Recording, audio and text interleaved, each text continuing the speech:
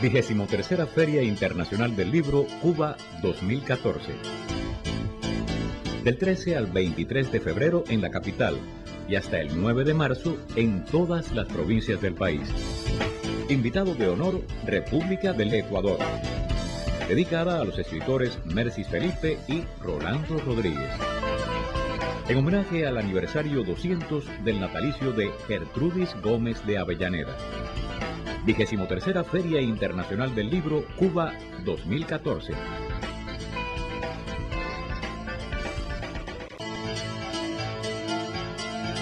Vigésimotercera Feria Internacional del Libro Cuba 2014.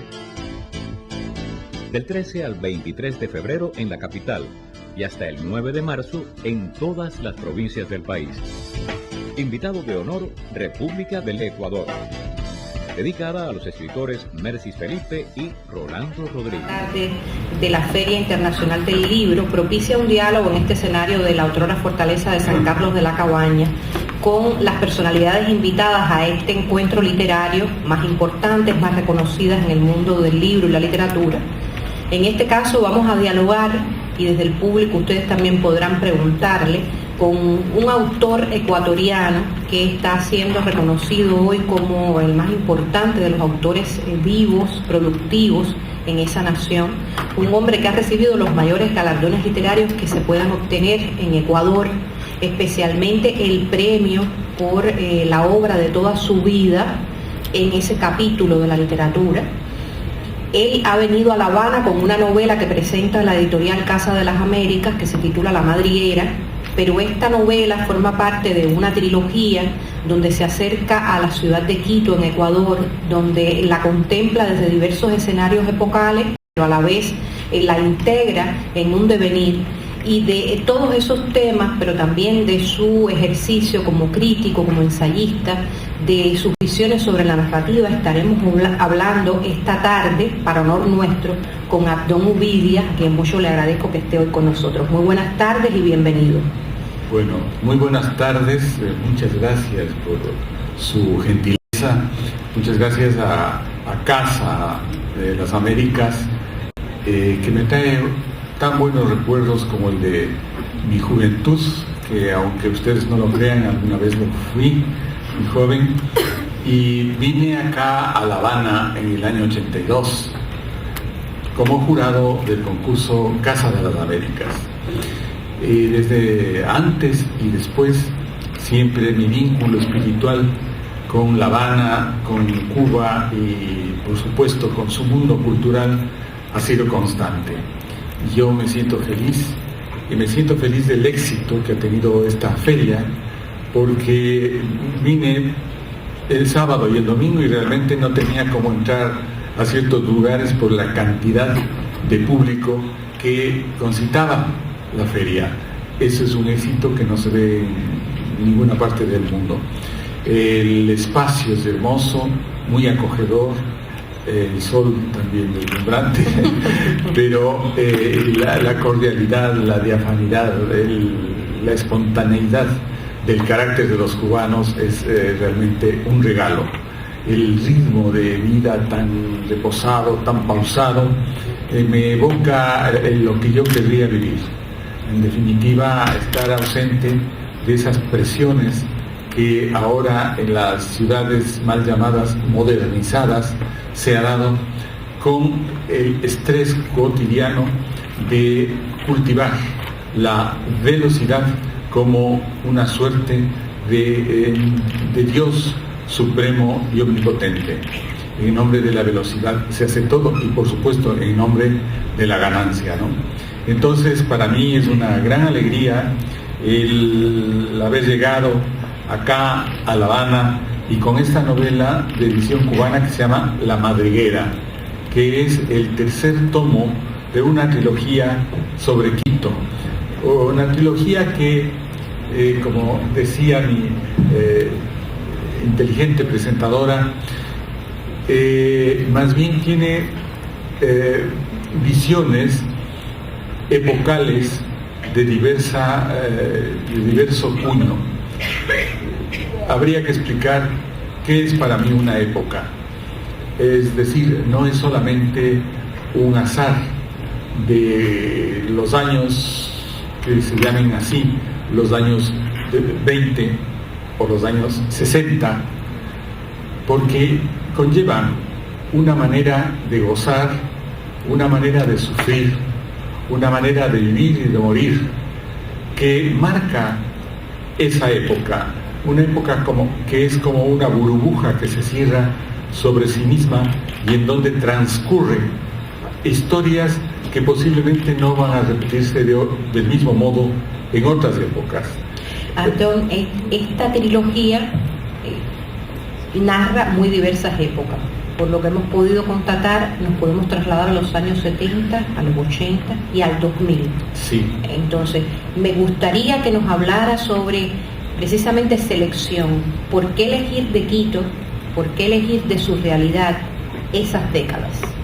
Bueno, que se me quede en carpeta una pregunta que digamos le sugeriría al respecto de otros libros de otra factura de ciencia ficción, por ejemplo, que tengo, y de ensayos también. Pero en cuanto a la trilogía, a ver, en los años 70 en mi país se descubrió el petróleo. La ciudad de Quito era una comarca que tenía 300.000 habitantes, lo que ahora tiene uno de sus barrios.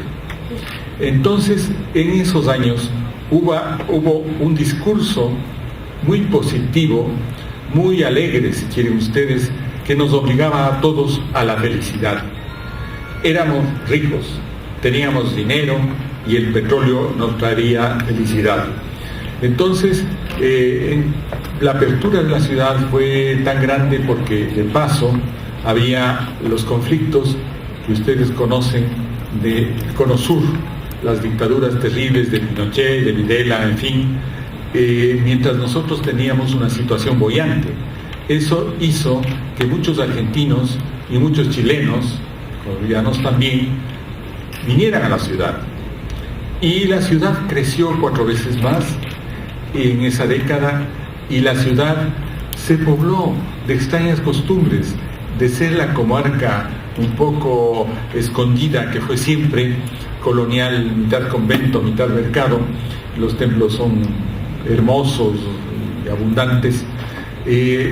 Disputa con La Habana tal vez el tamaño grande del centro histórico colonial en nuestro caso. Y entonces en esa ciudad de pronto apareció la vida nocturna, las discotecas, apareció también la droga, aparecieron los diversos modos de la modernización, es decir, edificios altos, autopistas, en definitiva, tanto cambio exterior impuso en los hogares también cambios drásticos, cambios interiores muy rigurosos. Por ejemplo, una familia tradicional ecuatoriana era absolutamente monogámica, era absolutamente cerrada sobre sí misma, muy conservadora, y de pronto en los años 70 hubo lo que hubo también en España, un destape, y los conflictos de pareja proliferaron. Entonces teníamos divorcios que no conocíamos antes, separaciones, reuniones, amantazgos, y claro, uno dice, a la final ahí hay una época que contar. Era la Belle Époque de Quito. Entonces hice esta novela Ciudad de Invierno, que ahora tuve el gusto de presentar en Grecia en una traducción al griego. Está conocido varias traducciones y es como la niña mimada de mi corazón, Ciudad de Invierno. Eso se acabó. En los años 80 se acabó. En el año 81, el presidente Osvaldo Hurtado, entonces,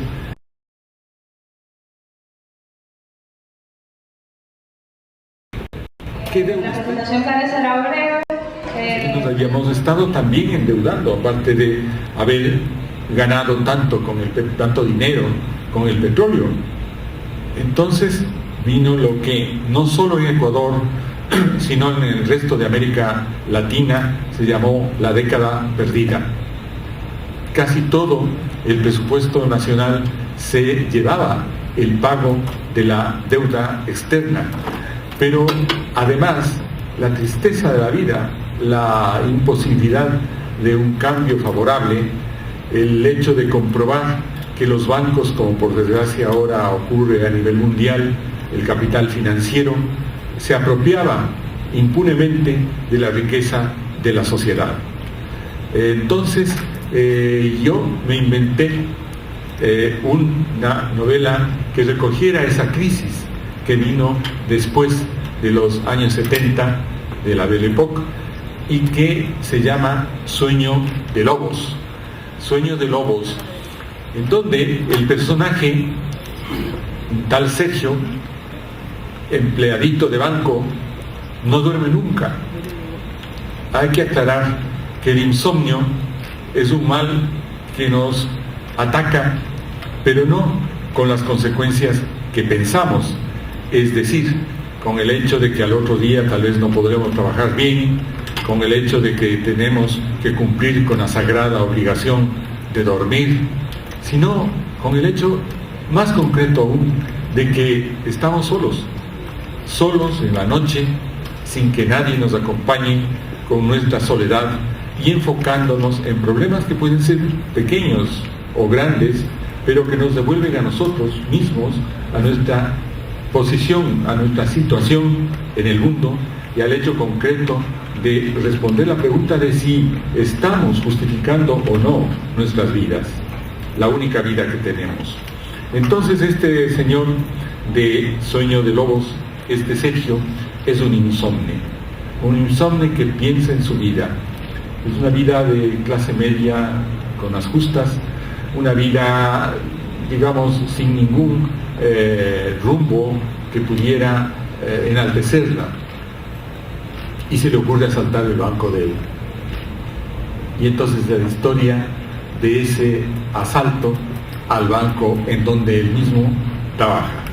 Pero por supuesto pasa también por alianzas con capas distintas de la sociedad. Él se mueve, como solía ocurrir, entre la clase media, la clase alta, pero ahora se vincula también al lumpen social de mi ciudad. Y entonces eso me permitió hacer una especie de proyección muy pictórica de lo que ocurría en mi país. Además, como siempre suele ocurrir con estas novelas, con los relatos relacionados con Quito, trato de ser, en cuanto a los escenarios respecta, lo más hiperrealista que pueda ser. O sea, si se dice viernes 5 de diciembre de 1980, había luna nueva, es que había luna nueva. Si se dice tal fecha, llovía, es que llovía. Si se dice tal noticia salió en el periódico, es que había salido esa noticia o ese suceso político. Si se lo anunciaba, está en la novela. Pero todo eso como un escenario necesario, hiperrealista, que me garantice a mí que pueda yo construir con cierta, vamos a decir, cierta fe en que los personajes que he inventado y sus historias, por más extravagantes que fueran, son vidas posibles. Y de hecho yo tuve problemas en la primera novela con mis amigos. Aquí se trata de un triángulo amoroso, como así se vive la bella época de Quito, y muchos amigos se resintieron conmigo diciendo que yo había copiado sus vidas.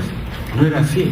La verdad es que cuando una historia se repite en uno y otro lado, quiere decir que es una historia ya propia de la época, del momento histórico que pudimos vivir.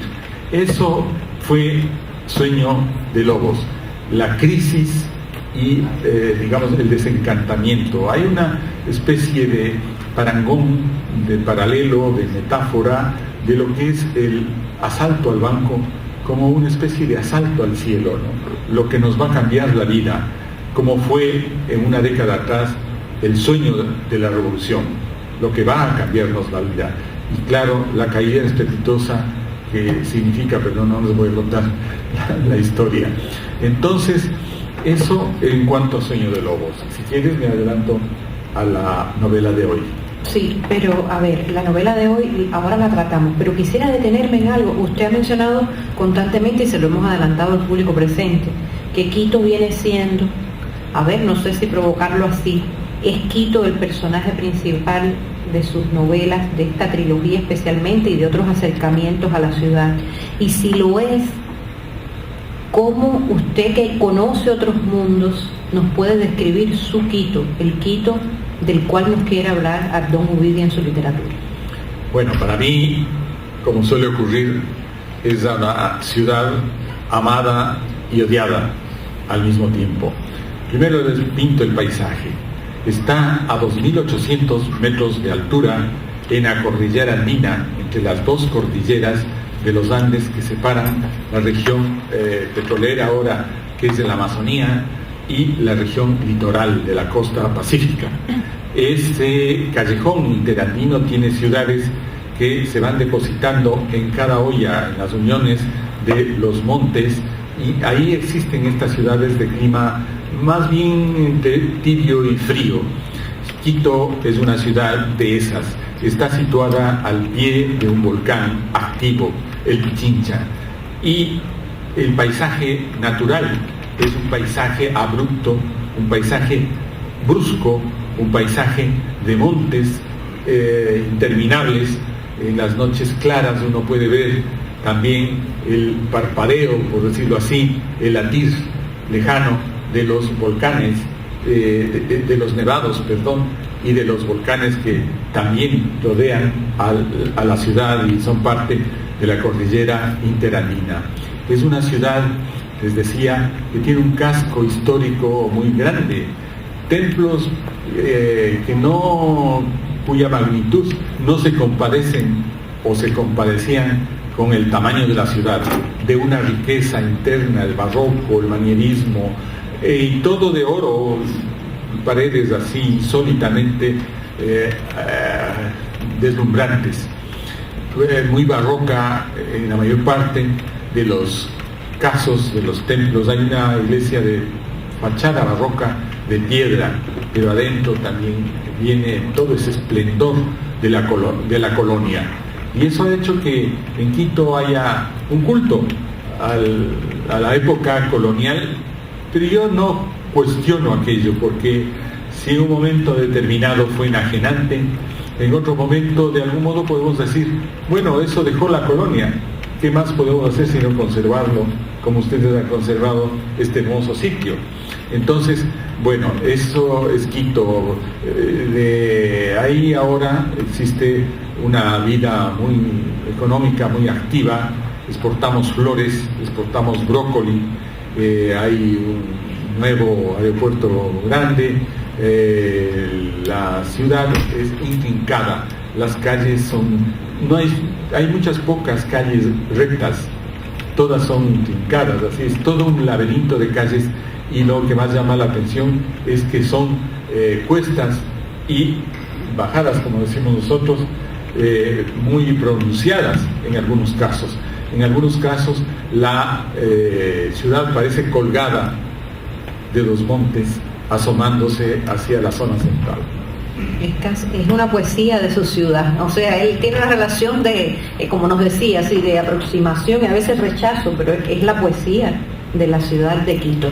Y eso es en cuanto a su visión, diríamos formal, a su visión ya más al estilo de un pintor que retrata un cuadro. Pero, ¿qué le interesa a Ubidia de su gente y de proyectarlas literariamente? Estas personas que pueblan Quito andan por ahí por sus novelas. Sí, ya le decía, con la premisa de que el paisaje tiene que ser hiperrealista, describir las montañas, describir toda esa abrupta orografía, pues yo creo que he tratado de aproximarme a ciertos sectores que los conozco bien, por ejemplo, el de la clase media a la que me pertenezco. Sergio es un habitante, vamos a decir así, de la clase media, pero eso no significa que no tenga contactos con las otras clases sociales. Algo muy propio también de la clase media. Entonces, en Sueño de Lobos se verá con más claridad esa especie de necesidad de poner en contacto mundos distintos. Por ejemplo, había una avenida, la 24 de Mayo, que es ahora, ¿no?, también, pero antes era el mundo de los pobres, el país de los pobres, en donde había los jugadores de cartas, los vendedores de los jabones que curaban la caspa y limpiaban todas las manchas, de las ruletas clandestinas, los jugadores de la bolita, las prostitutas, los policías y los ladrones que casi siempre intercambian papeles. Y entonces eso era la 24 de Mayo, ¿no? Y parte de la novela ocurre aquí, la otra parte ocurre en la que era la novela, en la que era la zona de la modernización obligada, que era el Amazonas, la avenida Amazonas, que quedaba al norte.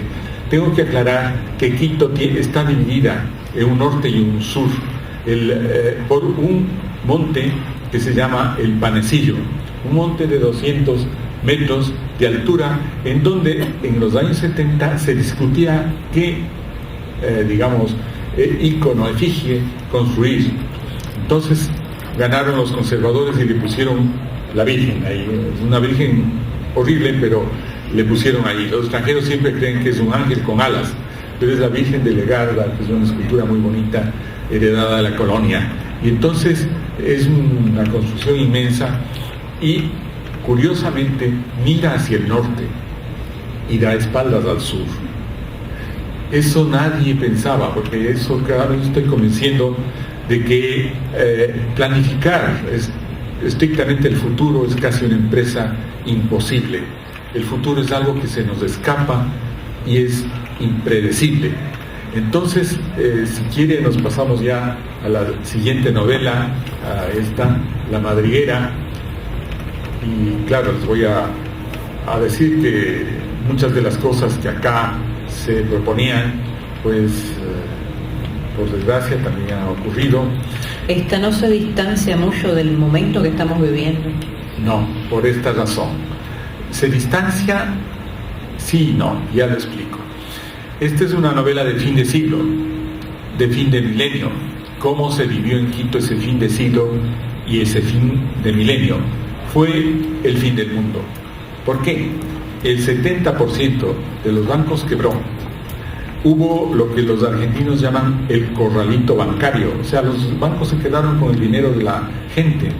Hubo la dolarización, con una inflación del 100% en el primer año y con un cambio de 5.000 sucres por dólar a 25.000 sucres por dólar. O sea, la gente se quedó prácticamente sin el dinero que había depositado y con problemas económicos muy grandes. Eso hizo que 2 millones de ecuatorianos escaparan del país de un solo impulso, con con el acotamiento de que mi país es un país era al menos muy endogámico, de familias muy estrechas, muy ligadas entre sí, muy solidarias además.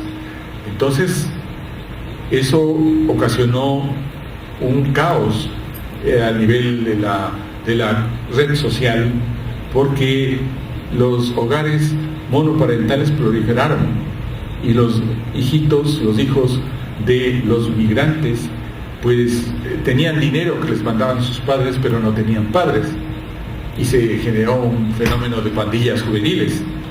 Entonces, ¿qué no pasó en el año 2000? Cayó el presidente, por supuesto, inmerecidamente, y entonces empezó, parecía el desastre. Para colmo, el volcán Pichincha, que había estado dormido durante 300 años, hizo erupción. Bueno, eso fue increíble, porque por suerte la erupción que tanto temíamos siempre botaba ceniza sobre la ciudad. Nunca habíamos visto ese espectáculo, o sea, era el fin del mundo, ¿no? Entonces, esa erupción, la más temida, resultó que fue una erupción de una nube de vapor. Y recuerdo yo ese día, y les voy a contar una anécdota personal, ese día, bueno, llegó la erupción, y en el cielo azul purísimo de las montañas, de pronto se eleva un hongo, parecía ser un hongo atómico blanco contra el fondo azul del cielo, y bueno, todos llamamos a nuestras mamás porque había un lazo muy umbilical y edípico también en las familias, y yo le llamo a mi mamá, que vivía en las laderas del monte, le llamo y le digo: mami, te voy a traer, fíjate lo que está pasando, va a caer después las piedras y qué sé yo. Y me dice una cosa que no olvidaré jamás: mijo, una cosa tan bella no puede ser peligrosa. Y resultó así, solo fue una gran nube de vapor. Bueno, pero les digo, todo eso constituyó un fin de siglo terrible. Para colmo, el personaje ya tiene 50 años, el personaje de la novela, y él ha sido un pintor que ahora ya no quiere pintar porque él fue formado en la matriz del arte moderno, y a la altura de los años 90 y de los años 2000 la matriz del arte moderno estaba como agotada. O sea, todos sabíamos que lo bello nace de lo feo, que hay que ser vanguardistas, que hay que ser experimentalistas, que hay que ser originales, y si todos lo son, pues nadie lo es. Entonces, esas matrices ya sabían todos los pintores, se repetían, y ya el arte no decía mucho. Entonces, el pintor está en crisis.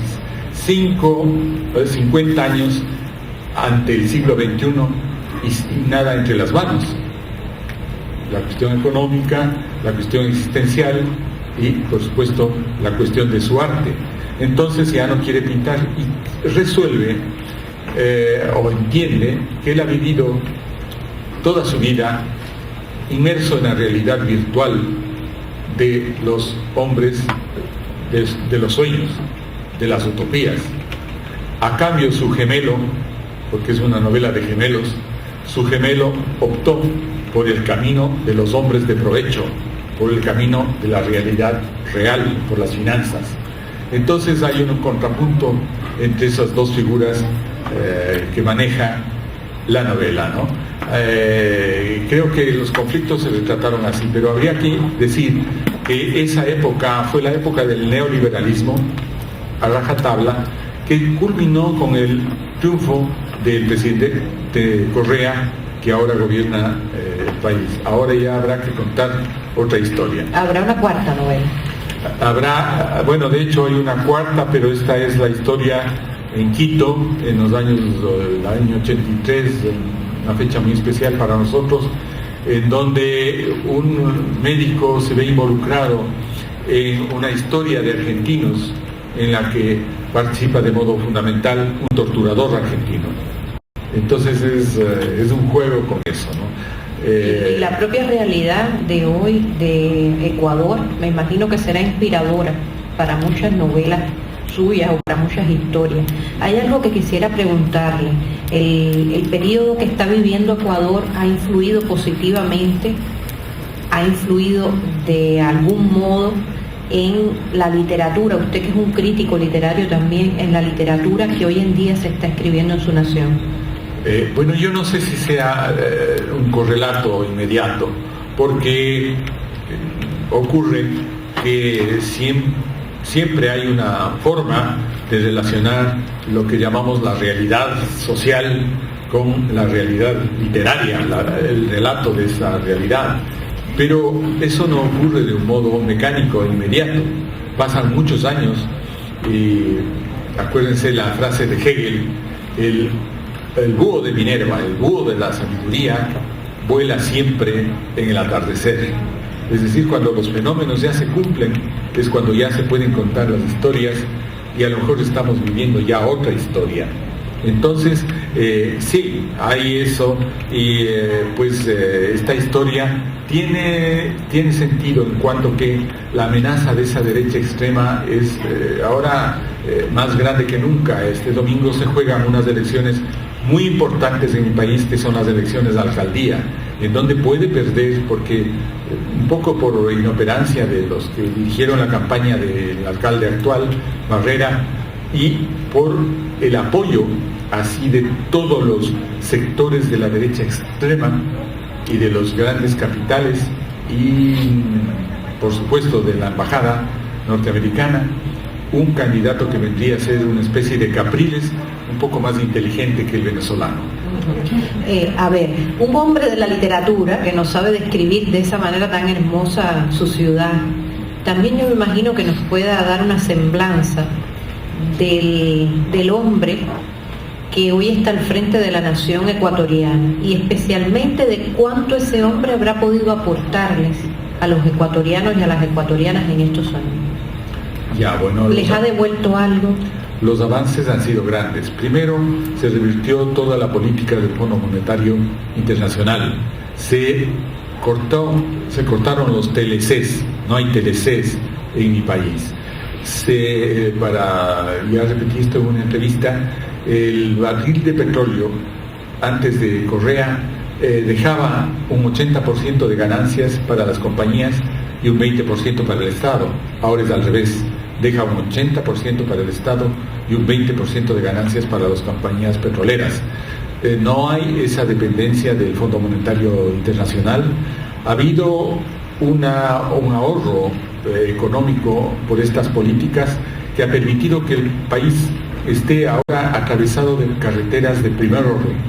Se ha invertido aquello que se iba como parte del éxodo de los capitales y de las inversiones en los paraísos fiscales, se ha invertido en el país. También hay una inversión muy grande en la educación y en la salud. Claro, hay que decir que no todo es eficiencia. No sé, los latinoamericanos tenemos un modo de vivir y de entender que no nos hace ser tan robóticos como son los alemanes, por ejemplo, ¿no? Cumplir las cosas como una disciplina, una constancia. Entonces ahí podríamos encontrar ciertos retrasos, ciertos fallos, pero básicamente el país se ha recuperado, sobre todo esa anomia que tenía después de vivir el año 2000. Yo creo que ahora se ha vuelto más bien una suerte de juego orgulloso, de dignidad, de mantener una política internacional, además, que está ligada al alma y en contra de los intereses de los países México, Colombia, Chile, ligados a la Alianza del Pacífico. Entonces, ese es un gran crédito para el gobierno. Ahora, claro que es un gobierno lleno de contradicciones también. Hay una izquierda y una derecha interior al gobierno que pugnan por prevalecer y que a veces hacen mucho daño también a ese proceso. Pero creo que en el balance es muy positivo. Es muy positivo y ojalá que se mantenga así, porque si, como temo, gana este alcalde del otro lado, pues muchas cosas cambiarán. Uvidia, usted hablaba de la ciencia ficción, de la narrativa muy amplia, muy abierta a diversas temáticas. Como no toda su obra es conocida en nuestro país, se impone una pregunta, que es esa: ¿cuáles son los temas que no escapan a Uvidia, los que vienen siendo como constantes o intereses permanentes en su obra? Bueno, yo me había obligado a escribir estas novelas con base hiperrealista, pero de pronto me di cuenta de que había algo que se me escapaba a esa voluntad de contarlo todo, porque nosotros no somos seres locales, somos seres locales y seres globales. Es decir, el culto a la ciencia es una religión del mundo actual, a la ciencia y a la tecnología. No podemos ser inmunes a los cambios incluso metafísicos, vamos a decir, que se operan en nuestro espíritu gracias o por desgracia, a estos cambios tecnológicos que vienen cada vez con mayor fuerza. Entonces, se me ocurrían cosas extravagantes. Les contaba a mis amigos ayer que un libro primero que reuní estas cosas extravagantes de un libro primero que se llamó Divertinventos, o libro de fantasías y utopías, pues se me ocurrió contar la historia de un reloj que marca el día de la muerte. Pero ahora que reviso el internet, ese reloj ya lo han inventado apenas ahora. Yo lo escribí el cuento hace 20 años y se llama Ticker. Y claro, se le carga con información de salud y tiene sensores. Bueno, pero yo digo, yo me inventé ese reloj y le puse en mi Facebook, por supuesto, y así me ha pasado. Por eso yo no diría que son relatos de ciencia ficción, sino de anticipación de algo que a lo mejor todos estamos pensando, incertidumbres que se nos dan en el cerebro. Por ejemplo, la reflexión en torno a los relojes pasaba por esto. El reloj de manecillas siempre nos indica un decurso del tiempo en torno a un eje. La circularidad, lo central están allí. Entonces mi idea era la de que no son los relojes solamente artilugios que miden el tiempo, que miden el instante, sino que miden las épocas, la concepción que les hizo posibles. Si contrastamos esa época de grandes certezas, de circularidades, de grandes ejes, Dios, la revolución, etcétera, con la época en que nacen los relojes digitales, vamos a encontrar que en esos relojes que nos muestran constantemente solo el instante en que los miramos, pues hay un gran vacío que les precede y un gran vacío que viene luego. El futuro y el pasado han desaparecido en nombre de un presente instantáneo. La época ha inventado ese tipo de reloj. Bueno, eso por decirles algo. Y claro, hay parejas que rejuvenecen en el tiempo. Hay uno que les gusta mucho a los editores que se llama la historia de los libros comestibles. Esa es otra historia que me acuerdo, claro, el editor desesperado se le ocurre hacer libros comestibles y se inventa un eslogan: cuando el libro entra en usted, pues intente sacárselo de adentro. Pero tapas de chocolate, etcétera. Curiosamente, hace 3 años me entero así mismo por el internet que en el Instituto Cervantes de Pekín sirvieron un cóctel con libros comestibles. Entonces yo les escribí a decirles, no me contestaron nunca, ¿no? Por supuesto, pero me han dado un gran halago esos libros porque llegan a la juventud de mis colegios, y entonces es frecuente que me inviten y yo me topo con la sorpresa de que los cuentos han sido hechos en maquetas. Por ejemplo, una ciudad que vive escondida en las nubes, en dirigibles, han hecho esas maquetas. Por desgracia me dan a probar los libros comestibles que ellos han hecho, y a veces es un sacrificio, no solo comerme mi foto, sino evidentemente disfrutar de potajes no muy gourmets. Bueno, entonces la idea básica de esos libros es esta: que inventar una utopía es un hecho imposible. ¿Por qué?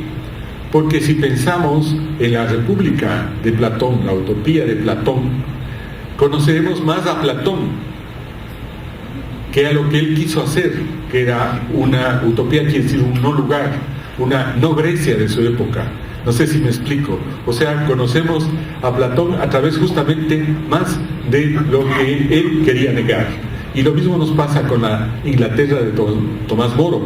Le conocemos más a través de lo que él quiso que no fuera la Inglaterra de su tiempo. Y lo mismo pasa con San Agustín y con todos los utopistas, y qué decir con los distopistas de la literatura, para citar el caso de 1984 de Orwell. ¿Qué es Orwell y su gran hermano frente a todo lo que nos ha mostrado Snowden? ¿No? Entonces, como que es imposible fabricar algo que sea muy distinto de nuestro pensamiento. Eso me llevó a construir otro libro que se llama El Palacio de los Espejos, que tiene esa idea de que nosotros tenemos una mente ya hecha para ser humanos, que la pulga tiene un cerebro perfectamente adecuado para ser pulga y el elefante uno para ser elefante, y que nosotros tenemos uno para ser humanos, y que por lo tanto quizá no podemos ver lo que está más allá de nuestro alcance, porque no tenemos, por más refinados que sean nuestros instrumentos, que solamente extienden nuestros sentidos, y Borges decía que el libro extiende la memoria, por ejemplo, no tenemos instrumentos como para percibir posibles dimensiones que se calculan que pueden existir. Ahora ya no se habla de universos, sino de multiversos. Antes se creía que todo era la Vía Láctea, ahora sabemos que hay 6.000 millones de estrellas, de galaxias como la Vía Láctea, pero también hay científicos que en eso sí me preocupo de estar al día en los descubrimientos científicos, me fascinan. Yo de niño creía que iba a ser inventor, no lo fui, entonces me consuelo con estas invenciones un poco ríspidas, pero bueno, a la final se habla de que este multiverso sería uno de los multiversos posibles. O sea, ¿cuándo se nos acaba la especulación científica? No hay posibilidad.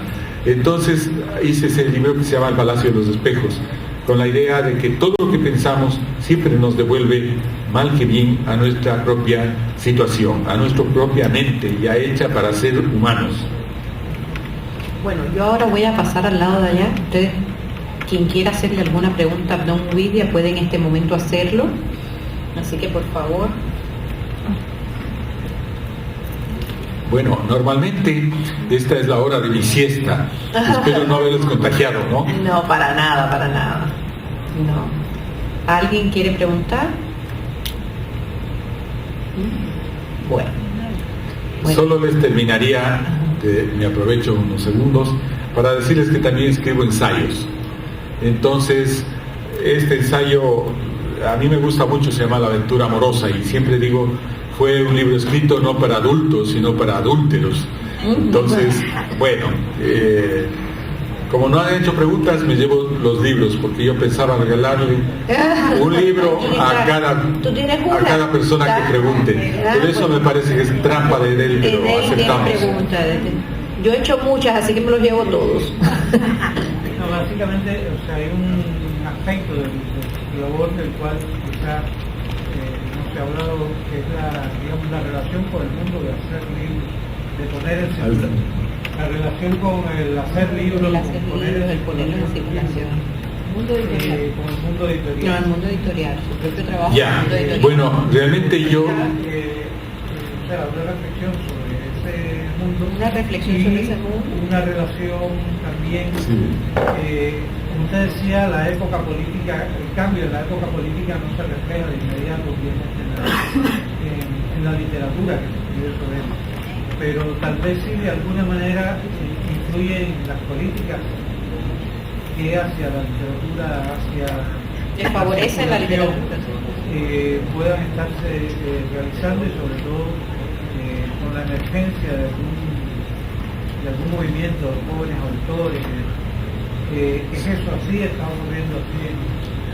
Bueno, yo no sé si eso depende de los últimos años o depende de las últimas décadas, pero la verdad es que sí hay una inquietud muy nueva de los jóvenes que están preocupados de incorporar diversos lenguajes provenientes del arte, provenientes del cine, provenientes del guión cinematográfico, de la televisión, del internet, incluso a la cotidianidad de sus relatos y novelas, ¿no? Entonces eso yo no sé si sea parte de una política que sí es adecuada del Ministerio de... No había un Ministerio de Cultura, ahora hay, es preferible que haya a que no haya, aunque no funcione tan espléndidamente con el Ministerio de Cultura de ustedes, pero evidentemente eso más bien tiene que ver con el mundo del lector antes que con el mundo de los escritores, a quienes también se les otorga becas, fondos concursables se llaman, de acuerdo a los proyectos que presenten, ¿no? Ahora, en cuanto a lo de los editores, bueno, esa es otra fibra de mi ser que no puedo negar. Yo durante 30 años he estado ligado a una editorial que dirigía, la editorial El Conejo de Quito, y ahora soy una especie de figura simbólica, abstracta y brumosa, presidente del directorio se llama, y entonces siempre a los autores, y yo les he dicho a los editores, yo sé lo que es estar sentado de los dos lados de la mesa. Entonces a veces uno se encuentra con egos enardecidos que no permiten que se les cambie una coma, y uno les cambia de acuerdo, y después dice que a la final se le escapó esa corrección. Pero ahora está de moda este tema de la edición sin editores. Acaba de morir Shafran, que era el hijo del director de la Pléiade, la que publicó a Proust, en fin. El hijo se fue a Estados Unidos y le pasó que quiso poner su editorial al uso europeo, pero no pudo, porque la Random House copaba todo el mercado, un mercado hecho en función de lo que son los temas de la actualidad, más que de lo que podría ser el diálogo entre autor y editor. Entonces, como que se ha impuesto más bien el dictado del mercado en contra de la relación esa, a veces íntima, que se establecía entre el autor y su editor. Eso, que eran muy pocas editoriales, yo traté siempre de que el Conejo mantuviera ese contacto permanente con los autores, ¿no? Y claro, cuando yo era editor, bueno, de paso algunos libros publicaban en editorial, pero si llegaban a la otra edición ya les colocaba el paquete a otras editoriales, ¿no? Entonces yo no he querido nunca publicar en editoriales transnacionales, pero poco a poco el mundo se va cerrando y he tenido que ceder a Santillana, que es una potencia, porque simplemente tienen modos tan expeditos de pagar los derechos de autor a uno que bueno, dice, son libros que ya han leído las gentes y que bueno, eso es lo que quería decirles. Entonces, Ariel, te ganaste un libro. Ajá, que no sea el mío. Que no sea el mío. No sé cuál sea el tuyo. El mío es el mío es Ciudad de Invierno. Bueno, yo le agradezco mucho a don Ovidia su presencia esta tarde. ¿Otra pregunta más? No, solo un comentario.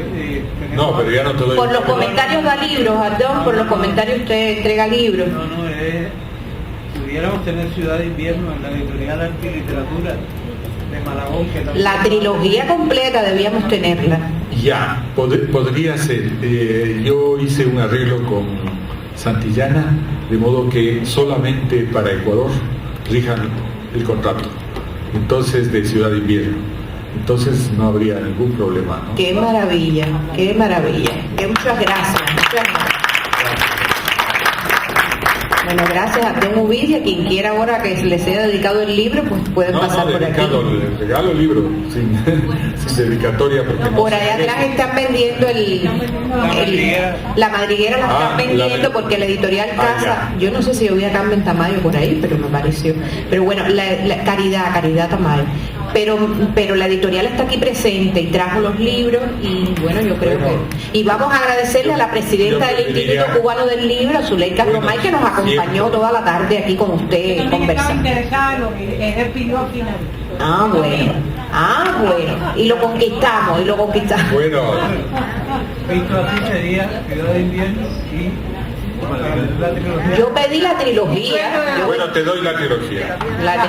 Bueno, la trilogía, el tercer tomo ya está. Y hasta acá esta ciudad, esto es una especie de brochure, propaganda. Para mí es una maravilla poder